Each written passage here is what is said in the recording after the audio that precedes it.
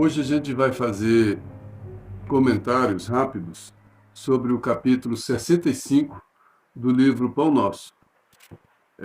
Tenhamos paz. O primeiro parágrafo do texto, Emmanuel já faz um confronto entre a paz do mundo, a paz exterior, e a paz interior, a paz íntima.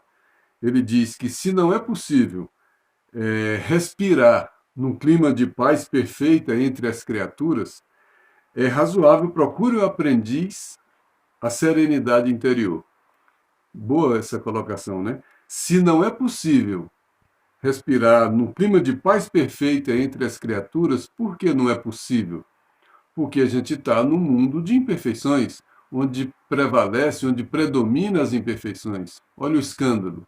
O escândalo é necessário, mas ai daquele por que o escândalo vem. E vem por quem? Por quem não tem o domínio sobre si. Mas quantos não temos o domínio sobre nós mesmos nesse mundo de imperfeições? Todos nós imperfeitos. Portanto, é normal, é necessário que nesse mundo de imperfeições a gente não tenha a paz, a gente não respire a paz que a gente queria. Então, se não é possível o clima de paz perfeita entre as criaturas, é razoável procure o aprendiz a paz interior. Então, é razoável que o aprendiz da paz, é razoável que o aprendiz da paz procure a paz interior. A paz no mundo exterior é essa paz desse mundo imperfeito, né? Que a gente comentou que é muito difícil e os imperfeitos pararem de cometer imperfeições e que vivam em paz. Porque o que as imperfeições fazem? Julgamento, raiva, ressentimento, orgulho, egoísmo. Como vai ter um mundo de paz nesse mundo de imperfeições? Vai ser difícil. Mas já que a gente não pode fazer isso lá fora, ele diz que nós que somos aprendizes da paz interior, seria razoável que a gente aprendesse essa paz interior. E qual é a guerra que a gente tem para buscar essa paz interior?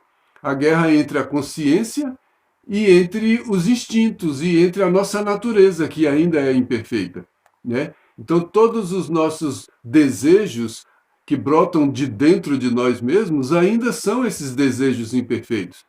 E a gente vai conseguir a paz através do dever, que é pelo dever cumprido que eu vou vencer essa guerra do bem e do mal dentro de mim, que eu vou ter condições de buscar essa paz, quando eu não vou ser mais vencido pela minha natureza inferior e que eu consiga, pelo domínio dos meus sentimentos, pela educação dos meus sentimentos, eu consigo o domínio desse instinto, eu consigo o domínio desse rompante que brota das minhas imperfeições, das tentações. Aí eu começo a vencer essas tentações através do cumprimento do dever que vem da consciência. Então lá dentro a guerra é entre a consciência e a minha natureza inferior. E quando a natureza inferior vence, eu não vou ter a paz nunca, porque eu vou ser sempre vencido, eu vou ser escravo. Agora, quando, apesar da luta, apesar da dificuldade, eu conseguir, pelo dever cumprido, vencer as minhas imperfeições, aí sim, apesar da luta, apesar do sofrimento, apesar de tudo, eu conquisto essa paz, né? Aí o Emmanuel diz, cada mente encarnada constitui extenso núcleo de governo espiritual. Olha, cada mente encarnada constitui o governo de que governo? Né? Olha, ele fala aqui dos sentidos, subordinado agora a justas limitações, servido por várias potências traduzidas nos sentidos. Quais sentidos? Visão, tato, olfato, audição, paladar, são todas as formas que eu tenho de fazer a leitura do mundo.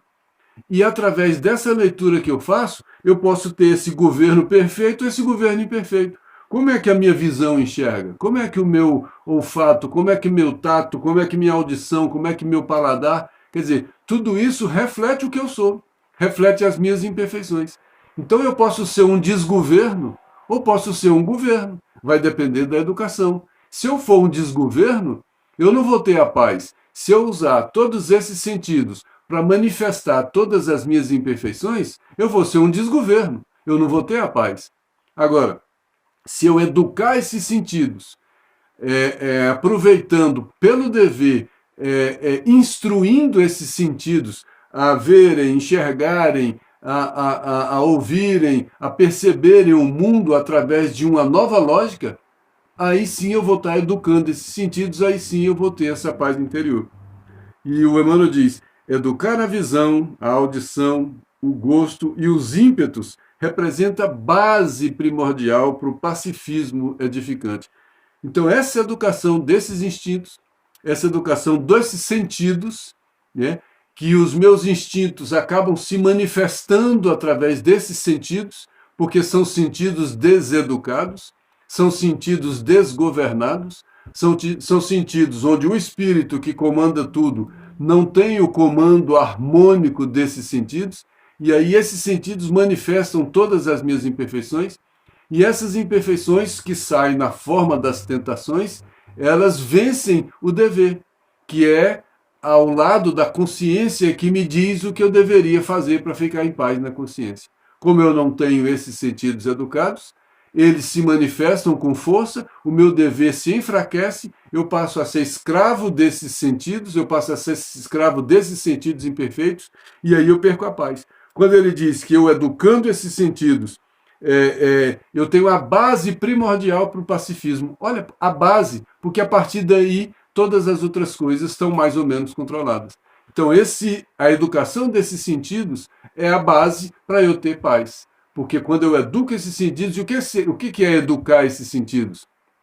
Ser refém desses sentidos ou tornar esses sentidos refém da razão, refém da consciência? Esses sentidos têm que ser reféns da razão e da consciência. E a razão e a consciência se manifestam em mim através do cumprimento do dever. Aí Emmanuel conclui: eis porque, quanto nos seja possível, façamos serenidade em torno dos nossos passos. Sem calma, é impossível observar e trabalhar para o bem. Sem paz dentro de nós, jamais alcançaremos os círculos da verdadeira paz. Essa verdadeira paz, essa paz, no Evangelho segundo o Espiritismo, tem uma mensagem lá do Espírito de Verdade que ele conclama todo mundo: pegai a sua lira para entrar no concerto universal. Então, o concerto universal é essa grande música, que eu tenho que estar em harmonia com ela. Quando eu educo os sentidos, quando o meu dever impõe aos sentidos a educação, o esclarecimento, eu começo a entrar mais em harmonia com esse concerto universal. Eu começo a desafinar menos. Quando eu desafino menos, eu passo a ter mais paz, eu começo a viver melhor em sintonia e em harmonia com esse grande concerto. Sem paz dentro de nós, jamais alcançaremos os círculos da paz verdadeira. E a paz verdadeira é essa paz que flui de cada um de nós. O Cristo foi crucificado, negaram, abusaram, ironizaram, fizeram tudo o que fizeram com ele não perdeu a paz. Ele, com toda a dignidade, ele enfrentou as suas dificuldades. É uma grande lição, essa é a lição da cruz, essa é a mensagem da cruz. O grande domínio espiritual que o Cristo tinha, porque ele não refletia sentimentos inferiores. Ele estava em comunhão com o Pai. Eu e o Pai somos um. O que significa? Todos aqueles sentidos, ele como homem, né? O Cristo homem, o Cristo humano, que tinha os sentidos humanos, sem falar em todas as outras possibilidades que ele tinha como um espírito crístico, falando só do homem, desses sentidos, mesmo esses sentidos, ele tinha esses sentidos em comunhão com o Pai, educados de maneira perfeita, porque esses sentidos não refletiam imperfeições, refletiam a comunhão de alguém com o Pai. Que comunhão de alguém com o Pai?